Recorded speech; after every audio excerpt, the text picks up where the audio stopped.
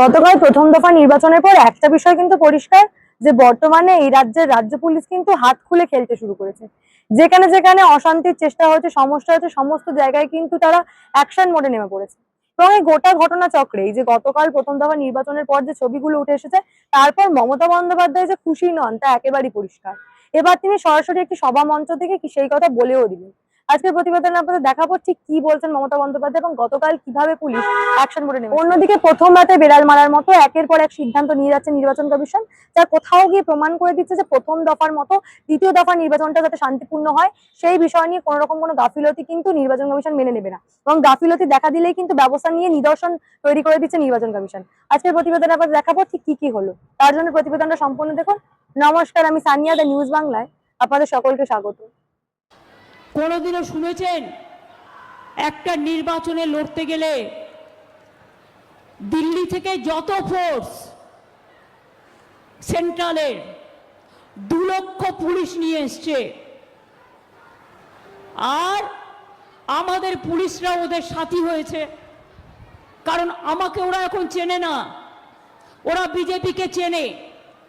আমি গতকাল শুনলাম কোলাঘাট থেকে রাস্তা বন্ধ করে দিয়েছে, এমনকি প্রেস যেতে পারছে না, বাইক বন্ধ করে দিয়েছে, রেল বন্ধ করে দিয়েছে, রোড বন্ধ করে দিয়েছে। তাহলে যারা ভোটার তারা যাবে কি করে? যারা পুলিশের আচরণে যে মমতা বন্দ্যোপাধ্যায় খুশি নন তার এই বক্তব্য থেকে একেবারেই পরিষ্কার হয়ে গেছে। তিনি যেভাবে এর আগেও আমরা দেখেছি যে তিনি হুমকি দিয়েছেন, ইনডাইরেক্ট হুমকি যাকে বলে। তিনি বলেছেন যে নির্বাচন মিটে গেলে কিন্তু এখন আদর্শ আচরণবিধি থাকলেও নির্বাচন মিটে গেলে এই রাজ্য সরকারের আন্ডারেই কিন্তু আপনাদের কাজ করতে হবে, আমাদের সঙ্গেই কাজ করতে হবে। আজ কিন্তু একটু সভা মঞ্চ থেকে পরিষ্কার এই ধরনের মন্তব্য তিনি করে দিচ্ছেন। বলছেন যে পুলিশও নাকি এখন তার কথা শুনছে না, তাদেরকে পুলিশ পাত্তাই দিচ্ছে না, বিজেপির স্বার্থে নাকি রাজ্য পুলিশ কাজ করছে। এতদিন নির্বাচন কমিশনকে নিয়ে বলতেন তিনি, যেহেতু প্রথম দফা নির্বাচনে কোন রকম কোনো হিংসা হয়নি এবং যেখানে যেখানে হিংসা হয়েছে কেন্দ্রীয় বাহিনী সহ রাজ্য পুলিশও কিন্তু অ্যাকশন মোডে নেমে পড়েছে। তাহলে সেই বিষয়টাতে মমতা বন্দ্যোপাধ্যায় একদমই খুশি নন, তার এই বক্তব্যের পর কিন্তু পরিষ্কার। অর্থাৎ তাহলে কি মমতা বন্দ্যোপাধ্যায় পশ্চিমবঙ্গে শান্তিপূর্ণ নির্বাচন চান না? এই ধরনের ঘটনা ঘটলে পুলিশ কি স্টেপ নেবে না? পুলিশ কি ব্যবস্থা নেবে না? কোলাঘাট থেকে রাস্তা বন্ধ করে দিয়েছে, এমনকি প্রেস যেতে পারছে না, বাইক বন্ধ করে দিয়েছে, রেল বন্ধ করে দিয়েছে, রোড বন্ধ করে দিয়েছে। তাহলে যারা ভোটার তারা যাবে কি করে? যারা বাইরে কাজ করে? কারা এসব করছেন? তারা কি ভুলে গেছেন আগামী দিনে এই বাংলার মাটিতেই আপনাদের কিন্তু কাজটা করতে হবে? আপনাদের আমি ভালোবাসি, সম্মান করি, তাই অ্যালার্ট করব যে আপনারা কারো কথায়, কারো মুখের কথায় নাচবেন না, নিজের বুদ্ধিতে কাজ করুন। আপনাদের আইপিএস, আইএস, ডব্লিউবিপিএস, ডব্লিউসিএস থেকে শুরু করে সকলের একটা নিজস্ব সম্মান আছে নিরপেক্ষভাবে কাজ করার জন্য। নিরপেক্ষতা বজায় রাখুন। শুধু তৃণমূলকে টার্গেট করবেন আর বিজেপির সবচেয়ে বড় ক্রিমিনাল গদ্দার রাকেশ সিং, এদের কেন গ্রেপ্তার করা হবে না? শুধু তৃণমূলকে আপনারা টার্গেট করেছেন।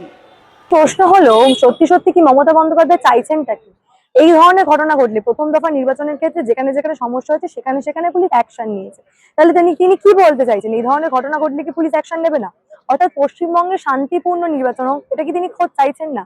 যার জন্য এইভাবে পুলিশকে বারংবার এর আগেও ভয় দেখিয়েছেন, আবারও বলছেন পুলিশ নাকি তার কথা মেনে চলছে না, তাকে পাত্তা দিচ্ছে না। এই ধরনের মন্তব্য তিনি প্রকাশ্য জনমঞ্চ থেকে করছেন। এবং পরিষ্কার একটা বিষয় উঠে আসছে, প্রথম দফা নির্বাচন পশ্চিমবঙ্গে শান্তিপূর্ণভাবে হয়েছে এবং তা প্রমাণ করে দিয়েছে যে পশ্চিমবঙ্গেও এইভাবে শান্তিপূর্ণ নির্বাচন সম্ভব। এখনো পর্যন্ত পশ্চিমবঙ্গে যে ইতিহাস রয়েছে একেবারে 16 থেকে শুরু করে 21 প্রত্যেকটা নির্বাচনে যে পরিমাণ হিংসা আমরা দেখেছি, তারপরেও যে 26-এর নির্বাচন প্রমাণ করে দিয়েছে যে পশ্চিমবঙ্গে নির্বাচন কমিশন এবং সর্বোপরি যদি সেই ধরনের ব্যবস্থা নেওয়া হয় তাহলে পশ্চিমবঙ্গে কিন্তু শান্তিপূর্ণ নির্বাচন সম্ভব। যেটা গতকাল প্রথম দফা নির্বাচনের পর একেবারে প্রমাণ হয়ে গেছে। এবং সামনে 29 তারিখ আগামী দ্বিতীয় দফা নির্বাচন।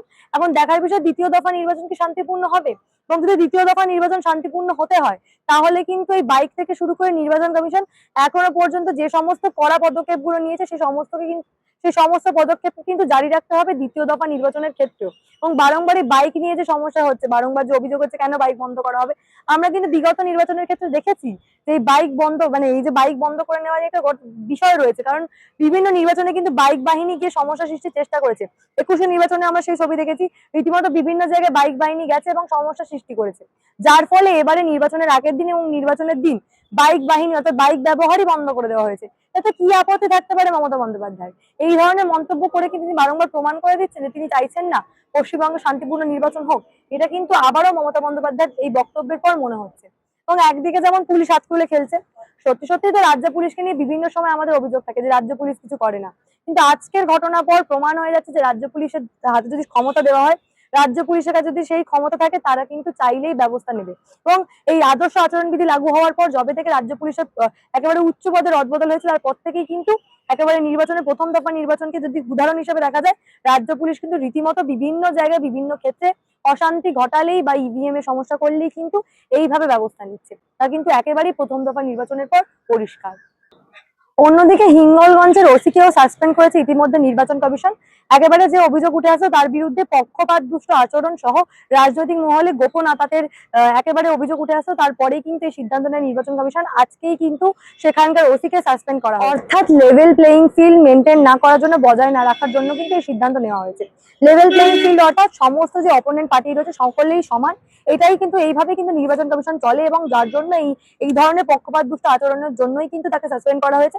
এবং কমিশন এই সিদ্ধান্তের মাধ্যমে আবারও কিন্তু প্রমাণ করে দিয়েছে যে নির্বাচন কমিশন এই ধরনের কোন রকম কোনো গাফিলতি নির্বাচনের ক্ষেত্রে একেবারেই মেনে নেবেন না। এবং প্রথম রাতে বেড়াল মারার মতো একেবারে প্রথম দফা নির্বাচনের পর এই ছবি পরিষ্কার করে দিচ্ছে আজকে তাকে সাসপেন্ড করা হয়েছে। এবং এই ধরনের ঘটনা ঘটলে আগামীতেও ব্যবস্থা নেওয়া হবে, তা একেবারেই পরিষ্কার।